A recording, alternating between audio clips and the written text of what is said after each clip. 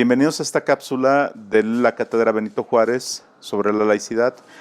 Y esta cápsula me invitaron a mí para presentar el libro Nuevos retos y dilemas de la laicidad en el mundo contemporáneo, que es un libro editado por la Cátedra, coordinado por Pauline Capdeville, y donde aparecen diferentes colegas, diferentes especialistas sobre este tema, en el cual discuten los avatares que hoy tiene la laicidad en el mundo contemporáneo. Empecemos primero. El libro como tal refiere primero a los fundamentos históricos de la laicidad del Estado mexicano. Y para eso la doctora Olga Sánchez Cordero, ministra de la Suprema Corte de Justicia de la Nación, encuadra la discusión desde los orígenes del siglo XIX al siglo XX sobre el tema de la laicidad y apunta algunos retos para el siglo XXI. Olga Sánchez Cordero es puntual en la forma histórica en la cual el Estado mexicano ha construido este concepto de laicidad. ¿Y por qué es importante? Porque el nacimiento del Estado Nacional Mexicano se dio fundamentalmente en la disputa por el poder, del poder civil, del poder político, respecto a una iglesia dominante, hegemónica, como lo es la Iglesia Católica. Y esto no está resuelto aún, sigue estando estas tensiones hoy, en pleno siglo XXI.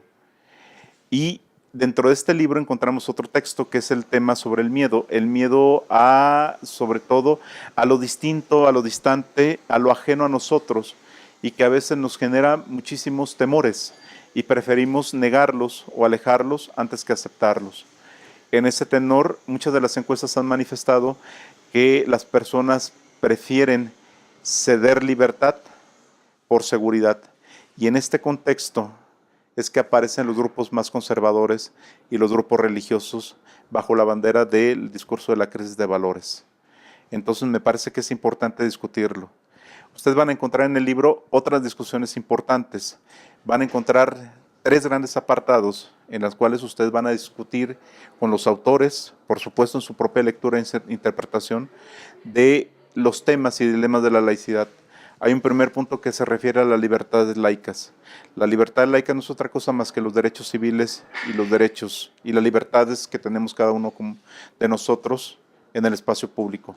Libertad de elección, libertad de participación, libertad de conciencia, libertad religiosa. Todos esos son derechos y son libertades civiles que son entendidas como libertades laicas.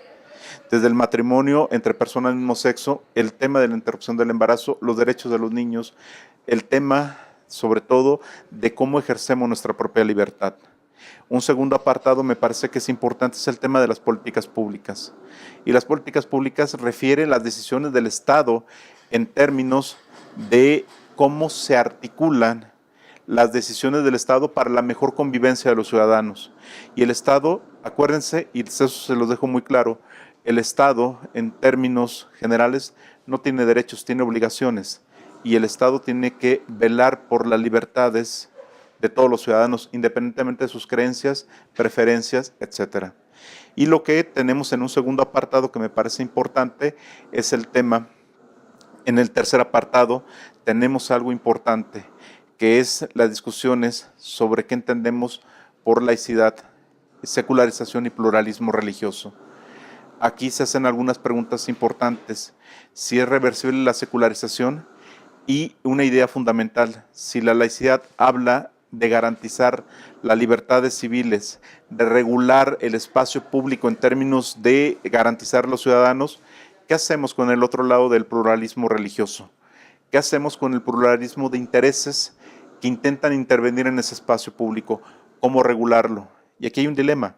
El Estado y el Estado laico se ha enfocado mucho a normar la cuestión institucional.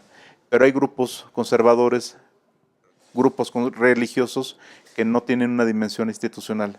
La pregunta es cómo regulamos y cómo de alguna manera los visibilizamos y cómo gestionamos su participación en ese espacio público.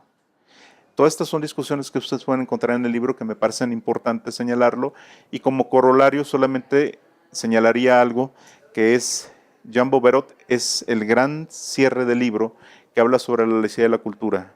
Y sobre todo él habla desde una discusión de una perspectiva europea, y esta perspectiva europea me parece que es importante en este libro y que ustedes mismos lo pueden encontrar.